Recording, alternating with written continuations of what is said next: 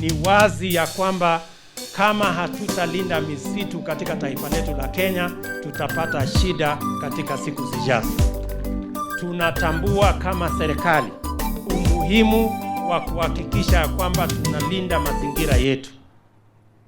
Tunatambua umuhimu wa msitu wa Mau kama water catchment area na mahali ambayo ni water towers kama zile water towers 5 ambazo ziko katika taifa letu la Kenya.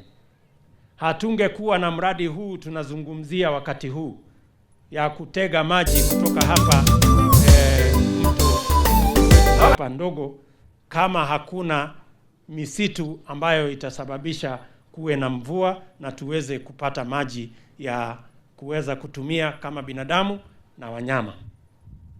Mimi nataka niwahakikishie, na mimi nataka muniangalie vizuri.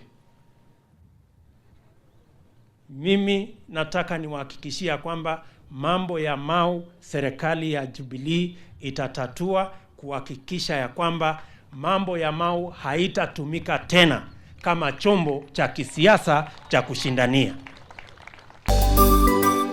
Kwa sababu mambo ya Mau ni muhimu.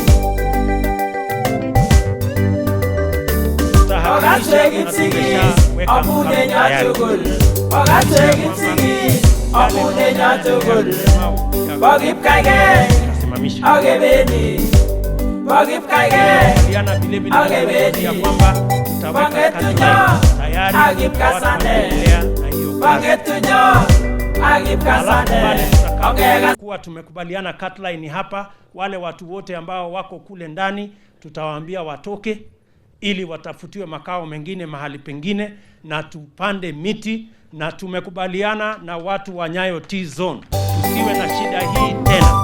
Tukitoa watu pale wale ambao watakuwa wameingia ndani ya msitu, tutaweka Nyayo T-Zone tupande chai kuzunguka Mau yote ili tuhakikishe ya kwamba tusipate shida tena ya watu kuencroach kwa Mau forest.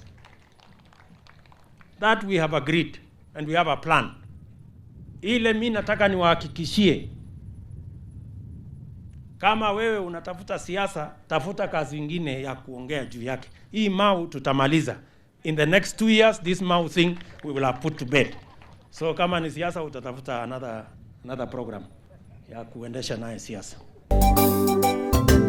Sababu tunataka tuishi pamoja. Tunataka tuishi kama ndugu. Naelewana watu wangapi? Na hiyo ndio kazi mlitutuma tufanye.